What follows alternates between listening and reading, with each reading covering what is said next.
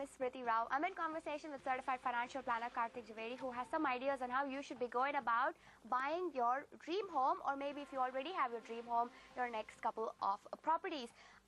Before going into the break, we were talking about a couple of things that advertisers say to try and lure in new buyers or innocent buyers, if one may say that. And we're saying, look, you have to beware about all of these ploys that advertisers may go through. One of them is putting out ads that say, book now, get free gifts. You know, I want to answer this slightly differently. Look at some of the listed companies of real estate that we have in our Indian stock market. Typically, everybody is doing a net profit margin of about 25 to 30%. Okay, which means they're earning very well. And that is what is declared. We don't know what is not declared or what is the cash component. So which means all real estate companies are in sense of income versus expenses, and the profit that they are making on books is very good. Therefore, all these motivators should not really motivate. They are not in a desperate need to sell. Understand that. Yeah.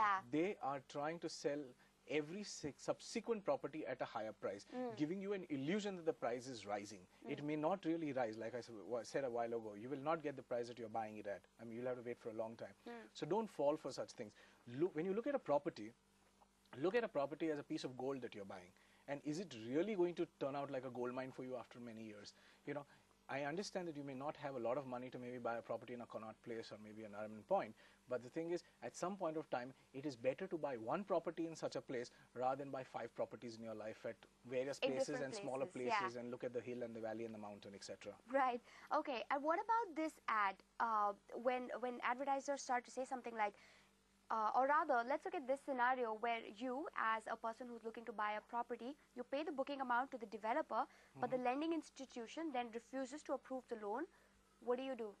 Oh, basically, what you must do in this case is, even before you make a single payment to the developer, okay, and especially if you're going to borrow money to buy the property, you need to get an in-principle approval first. Right. Okay. Not only that, if possible, get a sanction letter as well. So what you want to pay is just the booking amount. You know, the booking amount might be 25,000, 50,000 rupees. It might not be such a significant amount.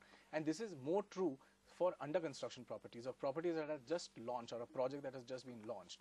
So if it's a reputed name and a reputed developer who has a lot of projects, quite likely that most housing finance institutions will approve them. Right. They might take some time, but they will approve it surely. So they will give you even an in-principle sanction letter saying this property is subject to legal and technical clearances, but otherwise we will fund you. And the builder obviously cannot demand if you are going to take loan funding. Right, right. Because he will only take the amount of money that you are supposed to pay, which is your contribution.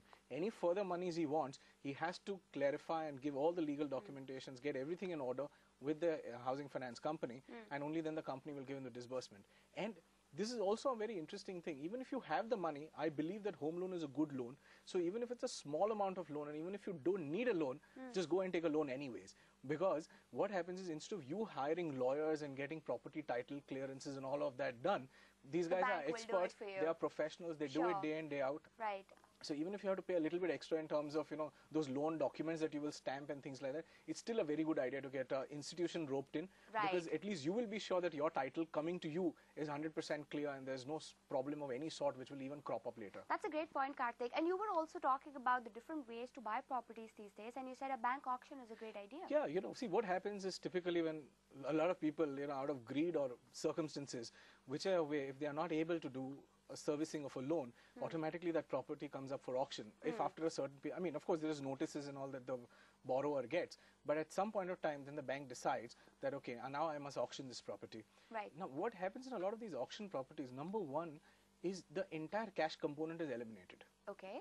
Because the auction done by the bank will be done at the official ruling rate. Sure. So therefore, quite chances are high that you might get a property which is maybe at a 10%, 20% discount than what you would have otherwise paid for. So that's one very big advantage. The other significant advantage is you don't have to do any, you know, legal hassles, or you can be completely worry-free about legal, you know, legalities of the property and the, you know, technical. Because the bank's done all the groundwork. Because the bank's done all the groundwork. They have the valuation report, they have their lawyers who are involved, and it's the bank who is effectively selling it to you, which is why you can be very, very sure. How does one find out about these auctions then? There are websites that do this thing. There are newspapers that advertise this from time to time. So you just need to have an eye open for some of these websites and some of these advertisements that keep coming from time to time. if you have even friends and colleagues and relatives working into some banking circle, they will be able to help. Every bank, especially PSU banks, have a department called the Stressed Assets Group, or the property collateral, I mean whatever they call it by different names, but basically it is a group that's looking at mortgage properties which have to be auctioned because the borrower has failed to pay or is not in a condition to pay. So you might actually land yourself into an interesting deal. That's another idea over there. You'll save some money, like you said. You might actually get a property that's 10 to 20%. Because the bank will not take cash. Absolutely. So, well, Karthik has some great ideas over there on how you can find your dream home and then fund your dream home. I want to thank Karthik for taking time out and to talk to us about all of these great ideas. For everyone watching at home, we hope you enjoyed the show. You can write in to us with your feedback. Email us at financialplanner@utvmoney.com. Remember, we'll be back again tomorrow at the same time. We'll be talking about